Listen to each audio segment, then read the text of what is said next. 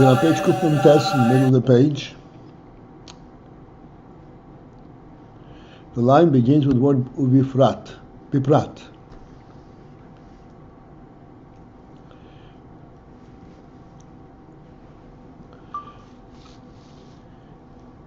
We started the scene that we are now in the middle by the question: how can there be different levels of rotzin, since rotzin is what's called a makif?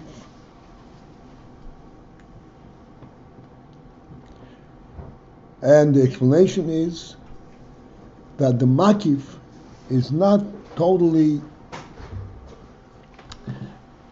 devoid of relationship to the pnimi. The makif is related to the pnimi as well. And thus, there is what's called the makif hakloli, the makif that incorporates and surrounds and embraces the entire pnimi phenomenon, all of them from the beginning to end. And then there is makif proti, makif that embraces a certain level and certain aspects of the pnimi.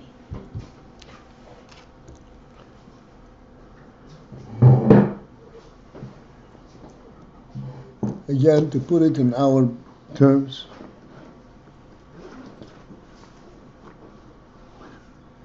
in the human being, there are many qualities. From the top down, starting from the seichel all the way down to machshava dibur u'maisa. All of that has a makif. There's an embracing quality that identifies a human being as having all of these qualities. These are not independently added qualities. A human being, as such, the term human being means it includes all of these things. And these things are included as individual aspects, and then there is also a makif, that which embraces them all and incorporates it all into one true presence, what's called a human being. That's the makif hakloli. In this makif hakloli, there is a makif that incorporates that in this makif all the qualities, starting, I said, from the seichel on, from chokhmah bina das. Chokhmah is the tip of the seichel, which is higher than the essence of seichel or bina, and yet it goes all the way down to machshava dibur u'maisa. Then there is makif proti. Within machshava dibur u'maisa itself, machshava dibur u'maisa is a phenomenon that has what's called an impetus and a rotzin, an overall value, an overall significance. As we discussed, even maisa by itself, action has its own significance. This is the makif for action.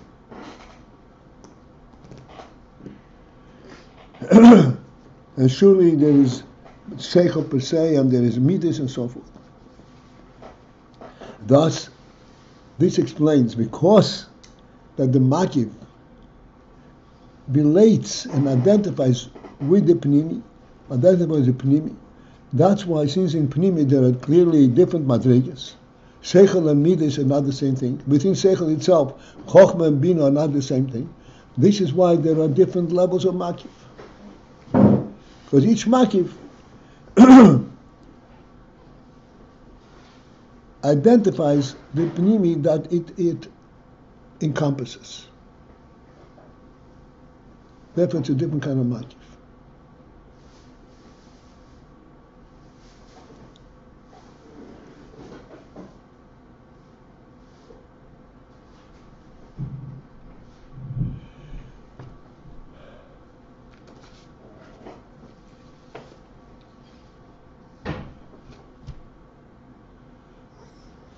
As I said, we'll start, we can always go back, but we'll start right in the middle of the page. It now begins about bifrat.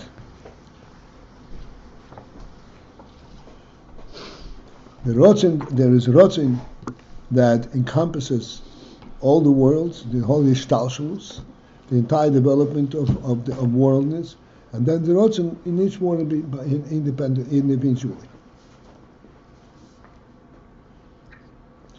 And here we'll have really challenging aspects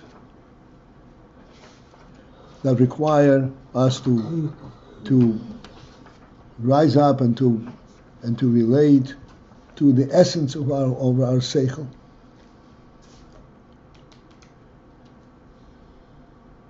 And we'll try our best to identify. The Rebbe gives it in very brief terms, and we'll try to identify as much as possible. But, as I said, it begins with the word Behine, which means we have to be referred to that which we contain, which we possess, which is a divine gift to each one of us.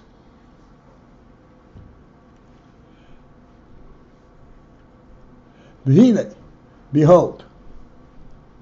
Again, the line begins with the prat. Behold, hamakiv hakloli. The makiv hakloli, which is the makiv that incorporates everything. Everything that exists fits into this makiv. Everything that exists, the makiv recognizes and appreciates and gives it a so to speak, a place to be. There's an expression, it's a French expression, raison d'être.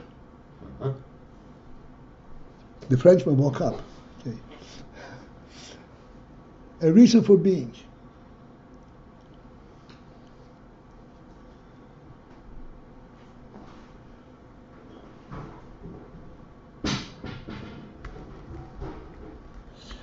The makiv hakloli hu, this is what's known as bechinas harotzin haposhut. This is the bechina, this is the aspect of the rotzin haposhut. Poshut means absolutely without any content, any design. Because if it has a content, then it is limited to that content. If it has a design, it is limited to that design. This is a rotzin, but does not have a design. Which means, a phenomenal thing. There's a rotzin without a design. I would make a quick comment. If you want to define exactly raison d'être, you could add the word No. essential. We're not talking French right now. No, I'm trying to explain what you want to say.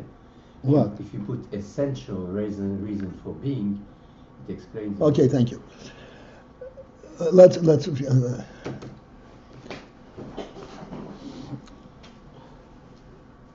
Rotzen hakloli hu bechinas rotzen haposhut. Rotzen haposhut means without any internal identified qualities. Meaning, what do you want? There's no way to answer that question. There's not a want, a what. If there is not a what, and this is actually part and parcel in the Ein Sof itself. Shelifnei hatzimtzum. Ein Sof, which is before the tzimtzum. And being pointed out, before the tzimtzum is a very significant statement.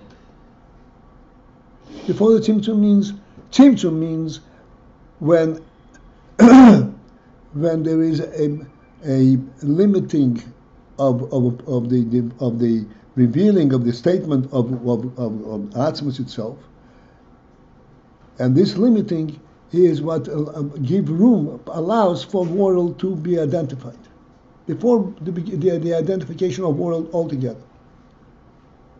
This is before the identification of world. What is it? There is only the Atzum. There is the source of sources. This source of sources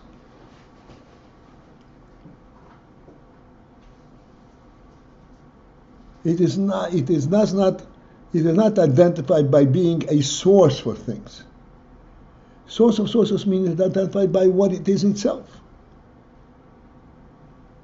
It has its own totally contained truth, without being a source for anything. We cannot understand the meaning of something that is all-encompassing, but it's not a source for anything.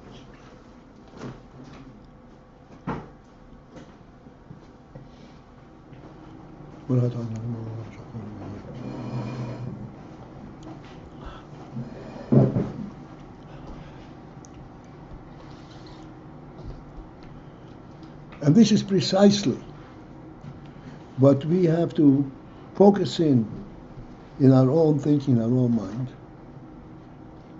to get a sense from our own reality, our own nefesh, that there is such a thing as a true reality which is not identifiable by a purpose, by a pursuit. What are you for and what are you going to accomplish? It is not there to accomplish. It is its own truth, its own presence is the biggest presence itself.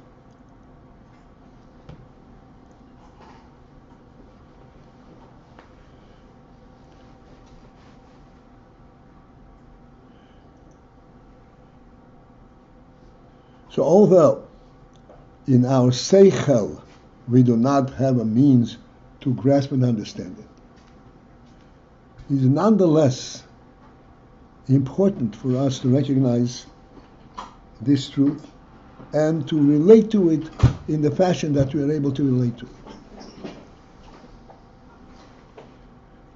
And just to give it some reasoning, the value and the significance of relating to this type of a presence that has no definitive elements is that which places us above worldly challenge. This is what gives us a stance that nothing that can happen in the world can possibly change our perception of the truth. Because we're not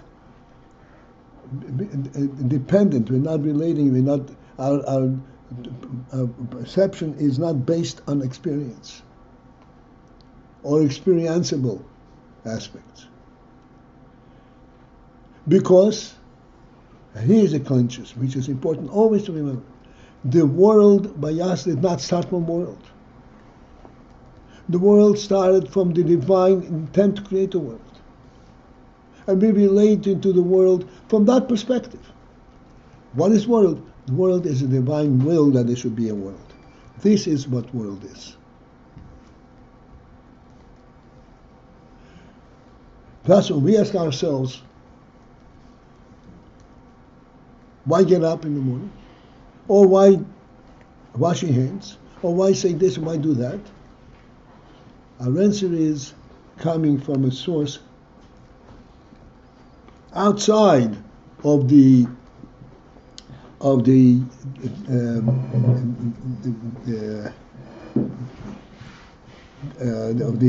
of the area that we are dealing with, that we are acting with.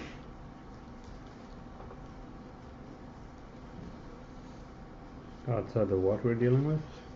The area that we're dealing with. Oh. Okay, to put it very simply, wash the floor, make sure it's clean. Because the floor should be clean or the room should be pleasant? No, because there is a greater significance to this room and to the floor and to the whole area.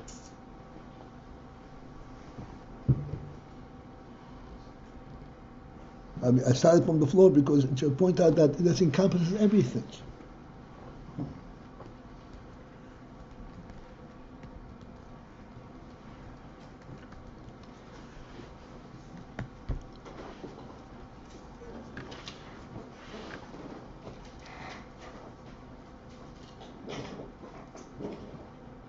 This is called Rotzen Poshut. A Rotzen that has no defined definitive qualities.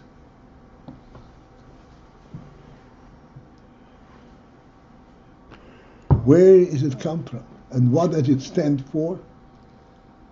It stands for the fact that God Himself wanted that there should be a creation. And we're going to come to it right now.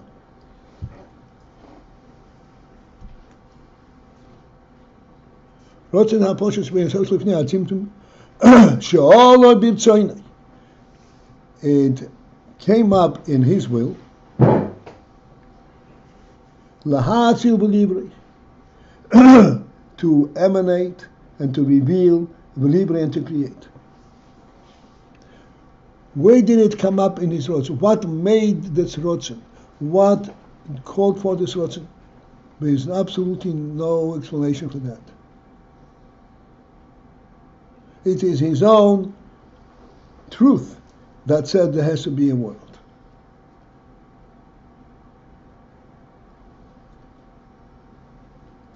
And since it is His own truth that said there has to be a world, therefore He spared nothing in what to give the world. Everything that the world can possibly enrich the world, He gave it, even His own presence.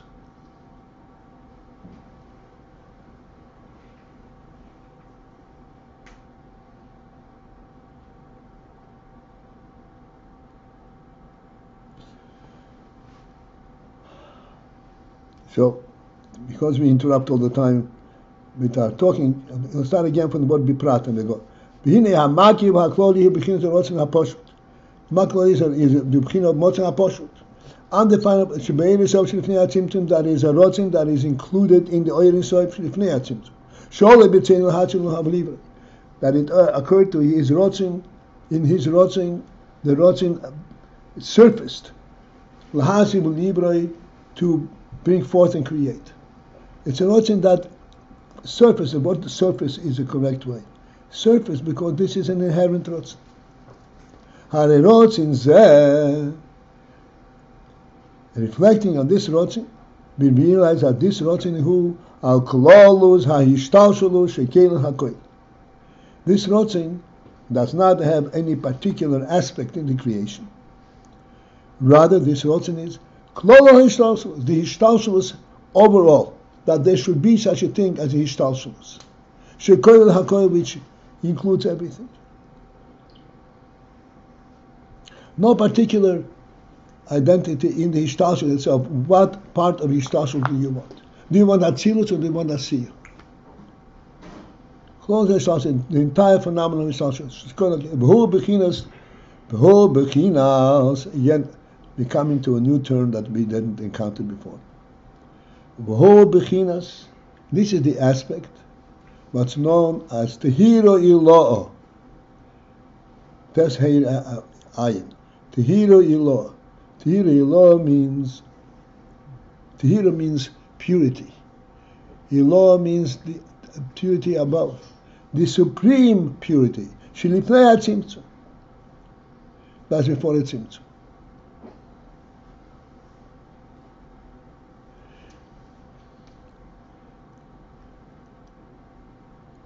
To the extent possible, I'd like to explain these words. And again, it is possible only because we're living human beings, we have neshama qualities. Purity, on the one hand, it says extreme purity, there are no streaks in it, no identifiable lines as elements. On the other hand, let's understand, the word purity does not apply to a non-entity. There is something there. If it's a non-entity, there's no purity, doesn't apply.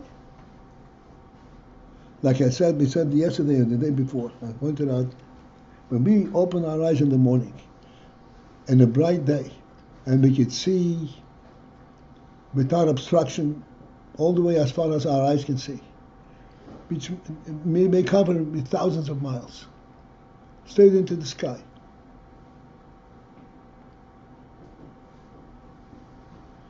Even though that there's nothing obstructing our vision, and there's no way for us to explain what we see, it's still, as we asked the other day, this is not nothingness that we're looking at. It's so pure that includes that actually represents everything.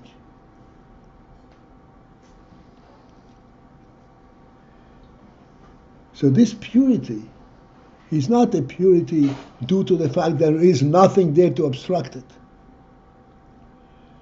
This purity is represented a presence of purity, a presence of truth. It has a presence, and this presence is an absolute purity. Nothing defiles it. And it includes everything. This is called Tahiri law. So we have emotional behavior insulating from our world. But this is talking about Tahiri law, Shlifnei HaTzimtzum. Tahiri law, Shlifnei HaTzimtzum is a divine purity. Within the divine revelation, it's called the topmost element of the divine revelation. Shlifnei HaTzimtzum, that precedes Tzimtzum. Everybody knows what the word divine means. Nonetheless, we are what's called physical human beings, and we know things through our intelligence. If we apply the word divine, we have to have an intellectual approach and source for this term. What do we mean by divine?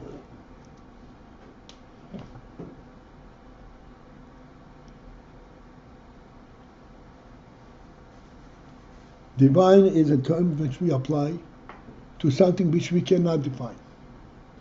But we have a meaning to it. Why divine? The meaning that we intend, without perhaps consciously being aware of it, which divine is, that which does not need to have been created. That which is there because of itself, of its own truth. This is what distinguishes divine from world. World, as great and as beautiful and can be, it is all a creation. Therefore, everything in the world has a presence. It cannot be absolute purity because it has to be a tangible presence. Tangible in sight, tangible in seichel, tangible, identifiable. Divine is that which does not have that stage. It never came to be.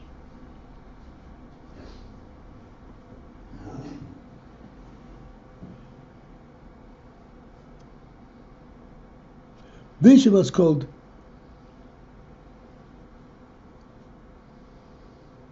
Poshut, Poshut being social Tzimtzum. This is called Tahira Ilah. Tahira Ilah means the supreme Tahira, a Tahira, a purity, which means it's revealing something, but it's a supreme purity, not a purity that is a purity within the realm of a created world, a created entity. It's a divine level of purity. So to speak, it means that the divine element itself decided to reveal itself. Revealing means it's already a presence, a tangible presence. It decided to reveal itself in its purity as it is in its essence. This is called Tahira.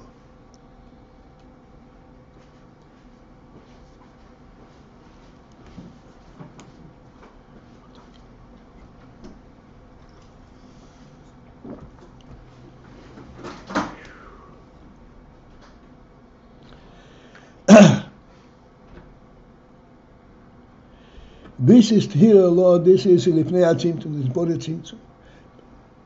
And the significant Bode Tzimtzum means that this is completely, purely representative of the Etzem itself, of the divine element itself, nothing to do with world at all, not even the concept of world. This is where there is there's the presence of the Rotzen HaPoshut.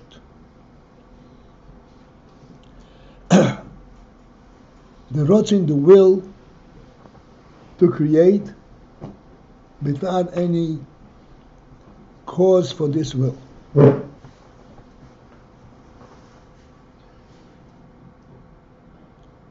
What's the exact significance of the word tehila? Sorry? What's the exact significance of tehila? The root of the word. Of what? Tehila. Tehira, the resh. I'm sorry, what? Tehira. Tehira, toher. Ah, pure, okay. I heard tehila. Yeah, no, it's fine. Toher. Tehira. Sorry.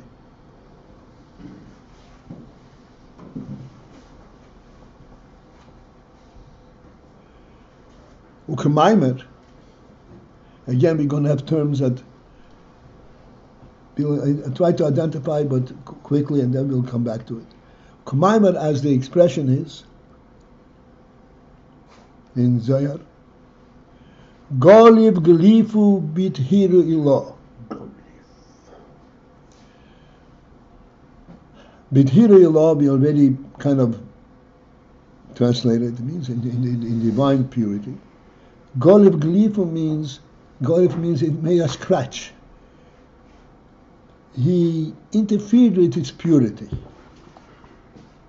He says, no, from this purity I have to draw and identify a specific will to create a world.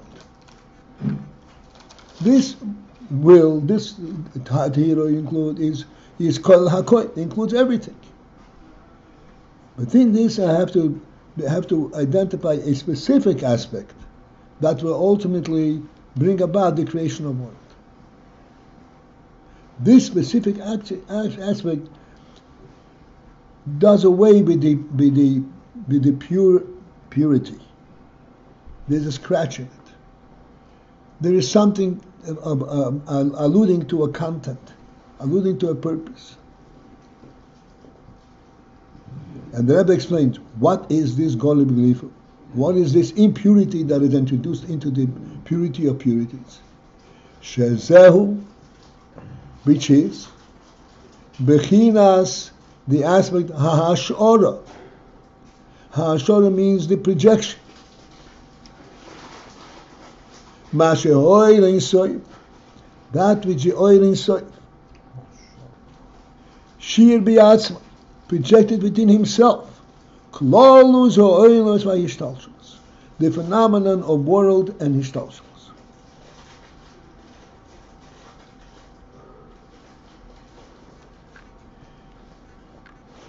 Okay, now we have it in the Rebbe's terms.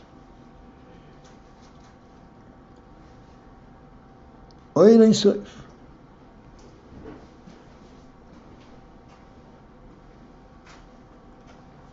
Oil in soif means something which is totally true to itself.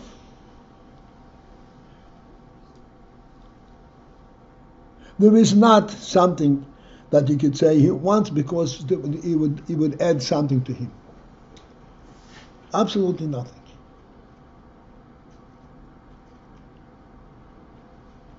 It's infinite not because it's infinite, because it can speak indefinitely, but because it itself inherently is infinite.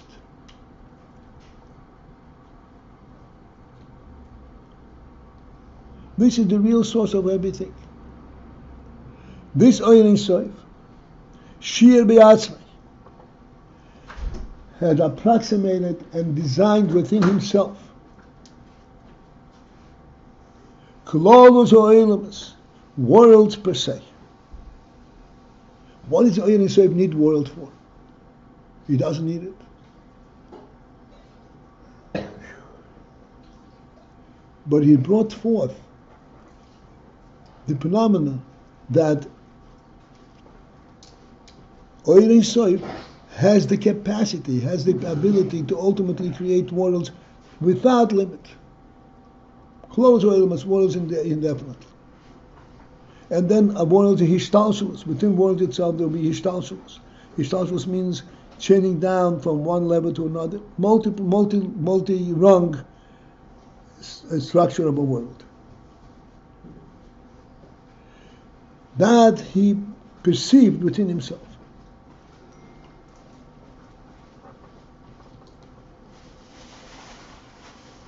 In this perception,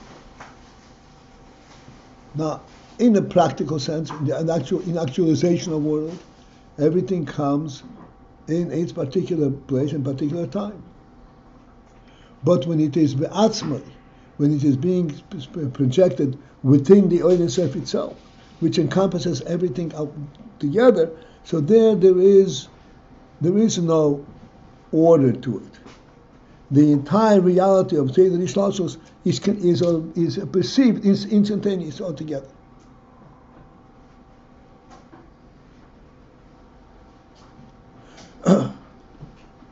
And we have to add to this, as we are talking, hopefully we are together, at least to some degree. It's perceived all together, all the different qualities within the worldly phenomenon are perceived together. This togetherness, on the one hand, it's all perceived together. On the other hand, this togetherness already give cognizance, allows for different levels. Because if it's not different levels, it's not world.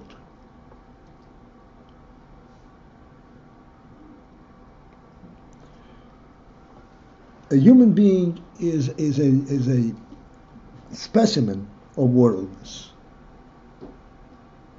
The perfection of human being is demonstrated in the human being. In the such a world is demonstrated in the human being.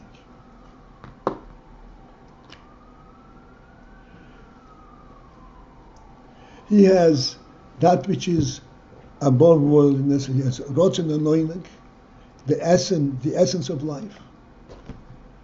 And then he has Chochmah Bina Vodas, perception, conceptualization, and the defining aspect. And then we have Abba B'Yira, that which he adores, that which brings closer, Abba, and Yira, that which he presents. Then he has Machshava Dibur Ma'aseh, thought, speech, and deed. He represents the entire concept of world, from beginning to end.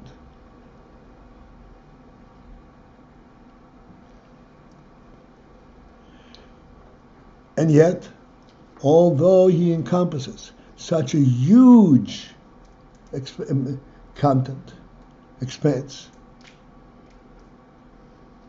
it is all perfectly united. It is all a perfect union. There are no multiple human beings in the human being. His feet are in perfect obedience to his nefesh, to his seichel. Both. When the seichel does not direct them to move, they don't move. The instant the seichel says, let's move, the feet are ready.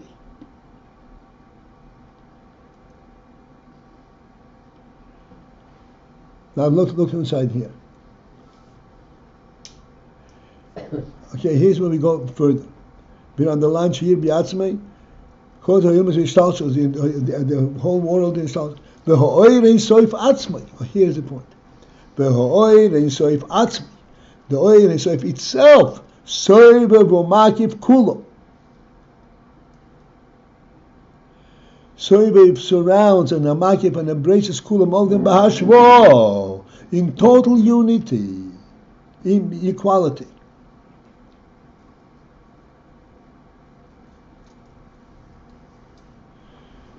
Hashra means in total equality. Again, coming back to the human being as a specimen. A human being who is missing a head, clearly is not a human being. But a human being who is missing a toenail is also a blemished human being. The totality of human being includes everything. I want to point out that a Kohen who has to serve in the Beis Hamikdash is not permitted to be a Ba'amu. What defines a mum? A broken arm? What defines a mum? Anything. Anything that's not in perfect shape as a human being is supposed to be is a mum. If the nail on a little toe is crooked, he's a Baal mum. He doesn't interfere with his activity whatsoever.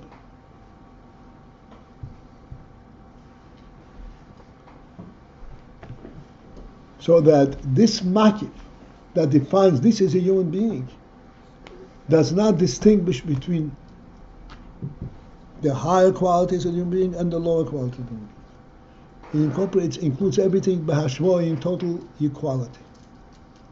It is just as important in terms of the profession of the human being that the toenail should be whole and that the head should be healthy. In terms of the totality of the human being.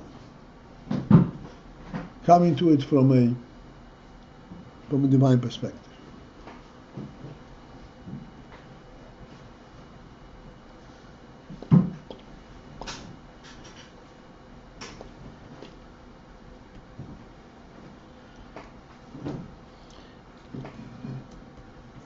Okay, so we are on the line that begins with the word hashwa. And this is where we'll start immediately next time. Okay, have a great day. Hopefully I can have it today with you.